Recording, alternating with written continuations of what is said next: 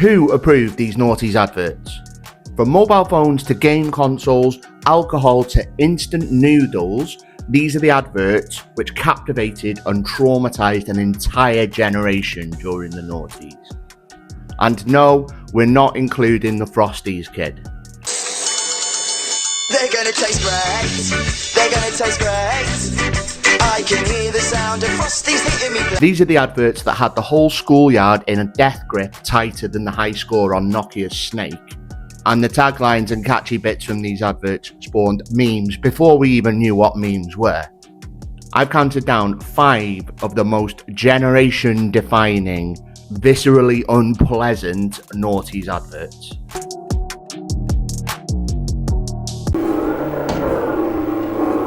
Let me tell you what bugs me about human endeavour. I've never been the human in question. Have you? Mankind went to the moon. I don't even know where Grimsby is. Forget progress by proxy. Land on your own moon. It's no longer about what they can achieve out there in your behalf, but what we can experience up here in our own time. It's called mental wealth.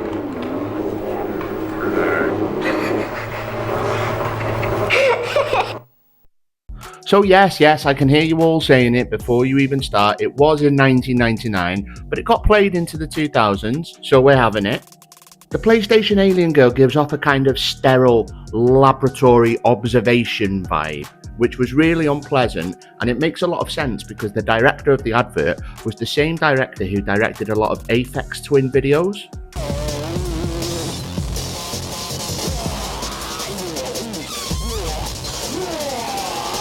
I mean, my mistake. I thought ads were meant to directly sell a product, not be reminiscent of, oh, remember that time you fell into a K-hole and ended up with a PlayStation console?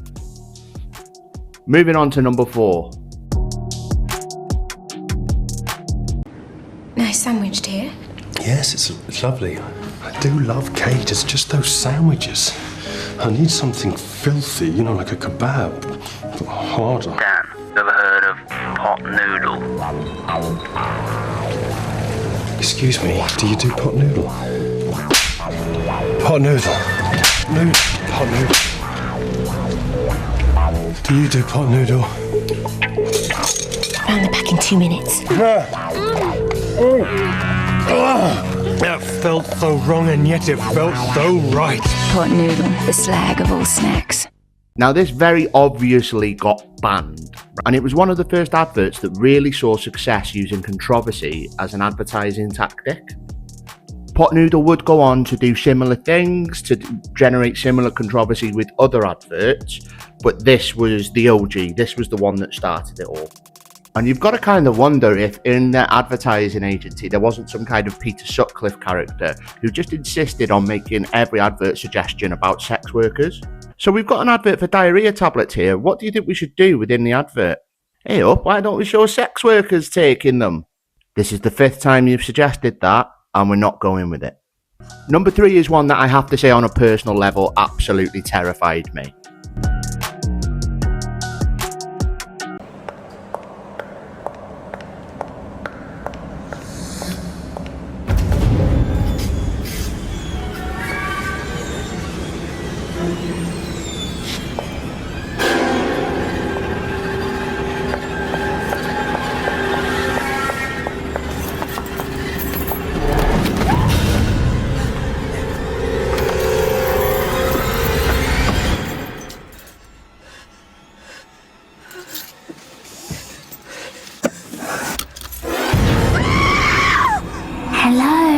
The exclusive Samsung Galaxy Y in white is only $79.95 on pay-as-you-go.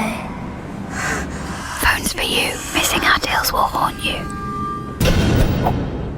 Now again, second time I feel like I'm going to get called out on this. This was technically 2011. It would have been filmed in the noughties, I will say that much. But this is the kind of end point of the noughties tradition of really surreal, visceral adverts, which didn't advertise to you in a traditional way. And obviously this went for the horror film aesthetic. It was capitalising on films like The Ring and The Grudge to really create that kind of unpleasantness and shock the viewer. The irony being it does the complete opposite of selling the product. It makes me actively not want to get a phone from Phones For You. Oh, I got a phone from Phones For You the other day. Oh, hang on, it's ringing now. 7 days till what? And I think it's really important to see that Phones For You advert as instructive, because the final 2 adverts on our list really did start off that whole tradition of surreal, visceral, almost nightmarish horror as an advertising tactic. And for me, it was very of its time. I don't think it'd work now, simply because it relied on word of mouth so much. In the playground, we were talking about the PlayStation Alien. We were talking about the final 2 adverts on this list. Whereas now, communication doesn't work in much the same way. So these adverts were very much of their time.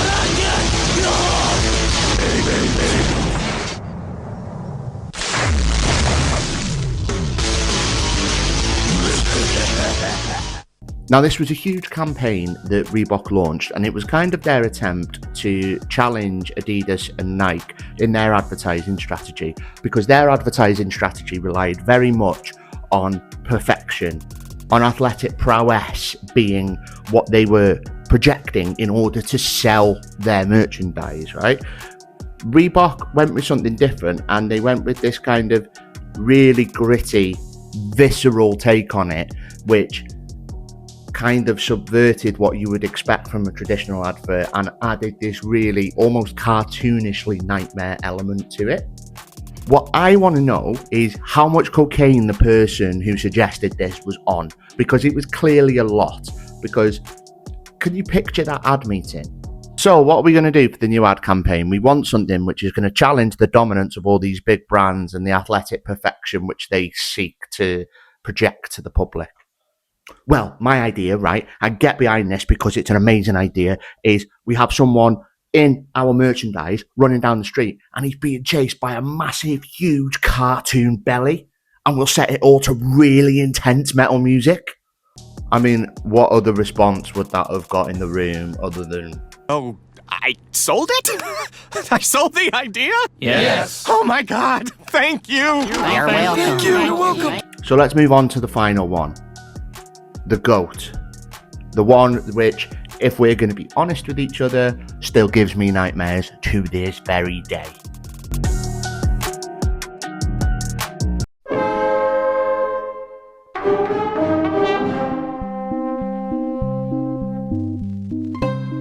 Beware the Judderman, my dear, when the moon is fat.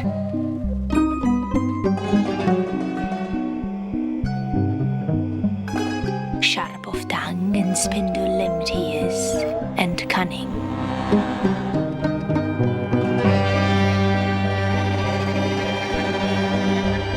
With sweetened talk of schnapps and Metz and the deliciousness of Judders.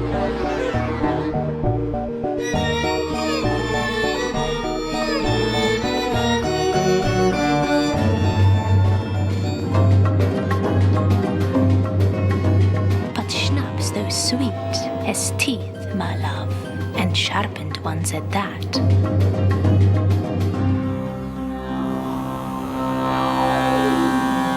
Beware the Judderman, my dear, when the moon is fat.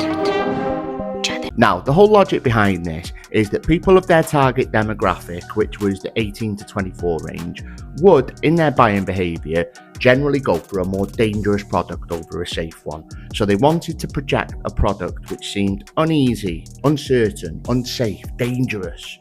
So they came up with the Judderman. And in reading interviews with the director, what the director was going for with this advert was a bit of a Nosferatu vibe. So you can see the flickering and the kind of vignette style of filming in the way that they did it. But what it serves to create is an absolute nightmare, which they showed on primetime TV to children. It's a very short subliminal horror film, and it's set in the deep forest, you know, the place where we have a primal fear of as a species anyway.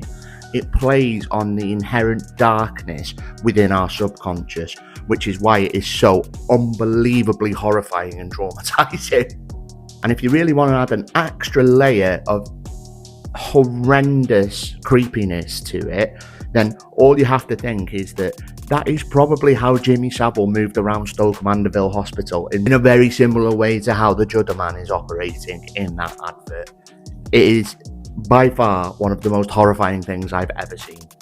So those are some of the adverts which traumatized us as children.